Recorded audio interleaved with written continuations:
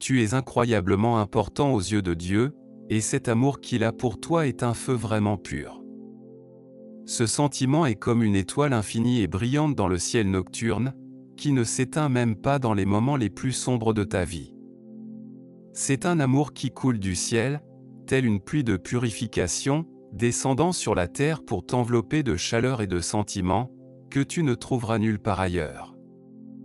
Peu importe ce que tu ressens ou ce que tu as fait dans le passé, Dieu t'aime. C'est un amour inconditionnel et immuable, qui ne dépend ni de tes réussites ni de tes échecs. Tu n'as pas besoin d'être parfait pour le mériter. Tu es déjà un membre à part entière de cette famille divine, et l'amour de Dieu est un cadeau qui ne s'épuise jamais. Quand tu te sens seul, lorsque la douleur et la souffrance accablent ton cœur, souviens-toi toujours que Dieu est à tes côtés. Il ne t'aime pas seulement, mais il est prêt à te recevoir à bras ouverts, comme le Fils prodigue dans la parabole. C'est un sentiment extraordinaire lorsque le Père Céleste t'attend pour te saluer avec joie et grâce, indépendamment de ton passé. Ta valeur aux yeux de Dieu est indescriptible. Tu es comme un joyau précieux qui ne peut être contrefait. La Bible dit que Dieu vit que tout ce qu'il avait créé était vraiment très bon, et cela inclut aussi toi. Tu fais partie de son plan, et il se soucie de chaque aspect de ta vie. Dieu te connaît mieux que toi-même. Il sait quels sont tes rêves et ce qui te tourmente. Il connaît tes désirs, mais il fait également face à tes doutes.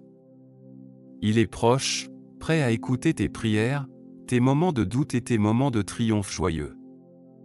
Dieu est avec toi à chaque étape de ton voyage de vie, te guidant vers un avenir meilleur. Dans les moments difficiles de la vie, quand il semble que tu n'as nulle part où aller, regarde confiant vers le ciel et rappelle-toi que tu es l'enfant bien-aimé de Dieu.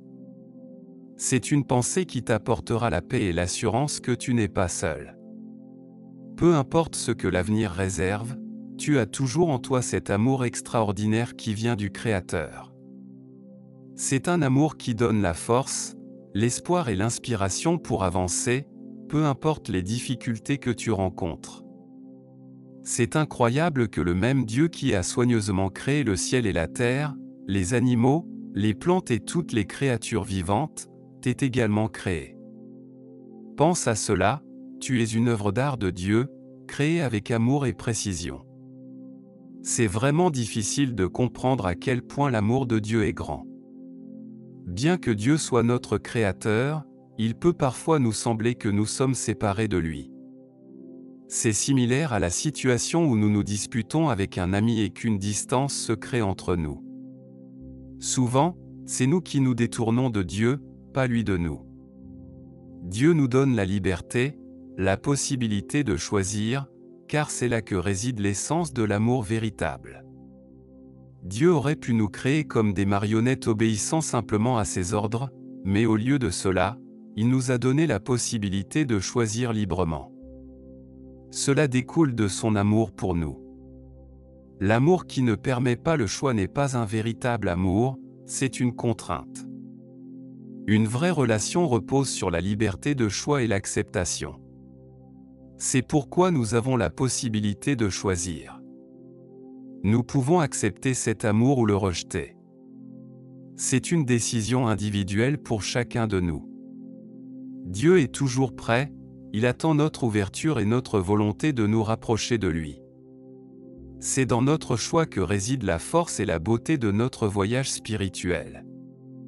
Lorsque nous choisissons d'accepter cet amour et d'établir une relation plus profonde avec Dieu, nous découvrons que notre vie prend un nouveau sens et une profondeur. Ce sera un voyage rempli de découvertes, de croissance spirituelle et d'une compréhension plus profonde de nous-mêmes. Dieu est présent dans notre vie, il nous attend et nous aime sans limite. C'est une expérience extraordinaire qui peut transformer notre vie et la remplir d'une paix profonde et de joie. L'amour inconditionnel de Dieu est l'un des aspects les plus profonds et les plus beaux de notre existence spirituelle. Cet amour constitue le cœur même de notre foi et de notre connexion avec l'essence divine. Dans notre façon humaine d'aimer, nous posons souvent des conditions. Nous établissons une liste d'attentes et d'exigences qui doivent être satisfaites pour que nous aimions quelqu'un. Nous posons des conditions qui révèlent notre égoïsme. Il s'avère que souvent, il s'agit plus de nous-mêmes que de la personne que nous aimons. Dieu, cependant, nous aime d'une manière totalement différente. Son amour est pur, désintéressé et n'impose aucune condition. Son amour n'est pas lié à nos mérites, à nos réalisations ou à nos erreurs. Il nous aime simplement parce que nous existons. C'est un don qui n'est ni mérité ni acquis. Dieu nous accepte dans notre réalité actuelle avec toutes nos limitations et faiblesses. Son amour a aussi une dimension créatrice. Alors que l'amour entre les êtres humains peut libérer le meilleur en nous, l'amour de Dieu est capable de nous recréer. C'est un amour qui non seulement nous accepte, mais nous transforme également. C'est un amour qui est la source de notre existence, et dont le désir est la source de notre existence. Dieu a désiré chacun de nous tellement que ce désir est devenu réalité, et nous avons commencé à exister. Nous sommes aimés par Dieu, acceptés avant même d'avoir commencé à exister. La foi chrétienne proclame cette vérité: Dieu est amour, et son amour est infini et inaltérable. C'est une vérité qui trouve confirmation dans l'expérience personnelle de la foi. C'est une vérité qui transforme notre vie et nous rend plus semblables à Dieu, qui est amour. Toute l'Écriture, toute la théologie et toute notre foi tentent de comprendre cette unique vérité, que nous sommes aimés par Dieu de manière fiable, intime, créative et unique. C'est un mystère qui nous ouvre la voie vers une compréhension plus profonde de Dieu et de son amour infini. Quelqu'un pourrait demander, si Dieu nous aime tellement, pourquoi nous permet-il de mourir? C'est une bonne question. Dieu est incroyablement juste et ne peut pas simplement ignorer le péché. Depuis que le péché est apparu dans le monde, sa conséquence est devenue la mort. La parole de Dieu, contenue dans la lettre aux Romains, souligne clairement, car le salaire du péché, c'est la mort. C'est le résultat de la violation des lois de Dieu et de l'éloignement de sa perfection. En tant que juge juste, Dieu ne peut pas ignorer ses conséquences. Il ne pouvait pas simplement ignorer la punition que le péché mérite. Ce serait équivalent à dire que le péché n'est pas un problème. Ce serait un acte de faire semblant que tout va bien entre nous et Dieu, même si notre relation est endommagée. Cependant, Dieu ne nous a pas laissés seuls face à cette réalité difficile. C'est là que se manifeste le véritable amour de Dieu. Il a donc envoyé son Fils Jésus pour mourir pour nous. Jésus, étant lui-même Dieu sous forme humaine, a mené une vie parfaite et ne méritait pas de mourir. Mais il s'est volontairement soumis à cette souffrance, mourant sur la croix. Ainsi, en offrant sa vie, Jésus a satisfait la justice de Dieu. C'est grâce à Jésus que nous pouvons recevoir le don de la grâce et la vie éternelle. Le salut est devenu accessible à chacun de nous grâce à cet acte incroyable d'amour et de sacrifice. Dieu a fait une offrande inimaginable pour que nous puissions vivre une vie éternelle en Jésus-Christ, notre Seigneur. C'est une manifestation de son immense amour et de sa préoccupation pour notre éternité. La connaissance de Jésus ne suffit pas. Chacun de nous doit faire confiance à ce que Jésus a fait pour nous. Bien sûr, la connaissance de Jésus et de son sacrifice est importante, mais la confiance et l'acceptation de ce sacrifice font la différence dans notre vie. Imaginez la situation où vous êtes gravement malade et le médecin entre dans votre chambre pour vous remettre un médicament qui pourrait vous sauver. Cependant, la simple connaissance de ce médicament ne suffit pas pour guérir. Vous devez le prendre et l'utiliser régulièrement pour voir des résultats. Il en va de même avec l'amour de Dieu et le sacrifice de Jésus-Christ. Comprendre la nature de ce sacrifice est essentiel, mais nous devons aussi l'accepter et croire pleinement en sa puissance pour que notre vie soit transformée. Dans le processus de recevoir le don de la grâce divine, nous devons aussi faire face à nous-mêmes et à Dieu. C'est comme le premier pas vers la guérison. C'est similaire au moment où vous exposez vos symptômes au médecin et avouez votre maladie.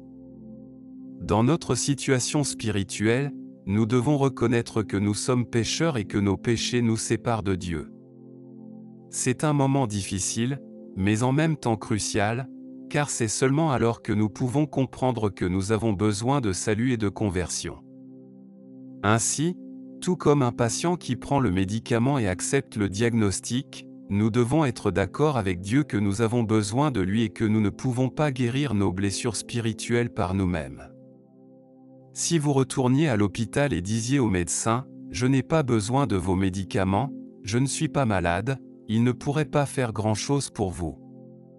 Il en va de même dans notre vie spirituelle. La conversion commence par prendre conscience de notre maladie spirituelle, qui est le péché. C'est le moment où nous comprenons que nous avons besoin de l'aide de Dieu, que nous ne pouvons pas guérir nos blessures spirituelles par nous-mêmes. C'est le premier pas, se reconnaître devant Dieu en tant que pécheur et reconnaître que nous avons besoin de son salut. Accueillir Jésus comme Sauveur n'est pas un processus magique qui nous transforme instantanément en personne parfaite. C'est cependant un événement extraordinaire qui nous libère de la condamnation et nous rétablit dans une relation avec Dieu. La conversion ne signifie pas que nous cesserons soudainement de pécher. La propension au péché nous accompagnera toute notre vie, mais cela ne signifie pas que nous ne devons pas lutter contre elle. La Bible nous dit que chaque jour, nous devrions nous efforcer d'éviter le péché. Jésus a promis de nous laisser son Saint-Esprit, qui vivra en nous et nous aidera dans notre parcours spirituel. C'est le Saint-Esprit qui nous donne la force de faire face au péché et de mener une vie conforme à la volonté de Dieu. Notre relation avec Dieu devient une source d'inspiration et de soutien dans nos efforts pour lui être obéissants. Lorsque nous péchons, et nous le ferons tous, nous pouvons nous tourner vers Dieu et lui demander pardon. Nous ne recevons pas le pardon parce que nous le méritons, mais à cause de ce que Jésus a fait pour nous sur la croix. Son sacrifice expie nos péchés, et c'est par la foi en Jésus que nous recevons grâce et pardon. Ce n'est pas une existence sans péché, mais une vie avec la grâce et le pardon de Dieu, disponible en Christ. C'est un processus où, lorsque nous péchons, nous ne perdons pas espoir, mais au lieu de cela, nous reconnaissons nos erreurs, demandons pardon et aspirons à nous éloigner de plus en plus du péché. C'est un voyage spirituel où nous développons notre relation avec Dieu, en puisant dans sa puissance et son amour pour devenir de plus en plus semblable à Jésus. Le dernier, mais crucial pas sur le chemin de la conversion est la prière. C'est le moment où, de manière intentionnelle, nous nous tournons vers Jésus-Christ et lui demandons d'entrer dans notre vie et de nous rendre tels qu'il souhaite que nous soyons. La prière est le pont qui nous relie à l'amour divin. Il est important de comprendre qu'il n'y a pas une seule formule correcte de prière. Il n'y a pas de mots spéciaux ou de méthodes précises à utiliser. Dieu n'est pas intéressé par la forme que prennent nos paroles.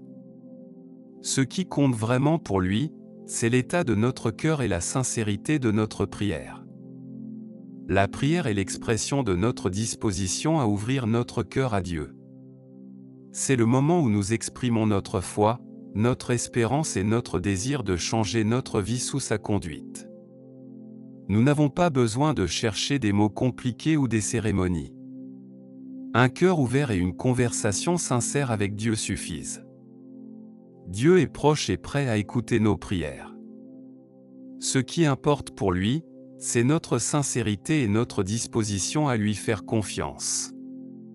À travers la prière, nous pouvons exprimer notre désir de conversion, d'accepter Jésus comme notre Sauveur et de demander sa direction dans notre vie. C'est une conversation intime avec Dieu où nous pouvons partager nos préoccupations, nos joies et nos espoirs. La prière est le pont entre nous et Dieu, le moment où nous accueillons son amour et sa direction.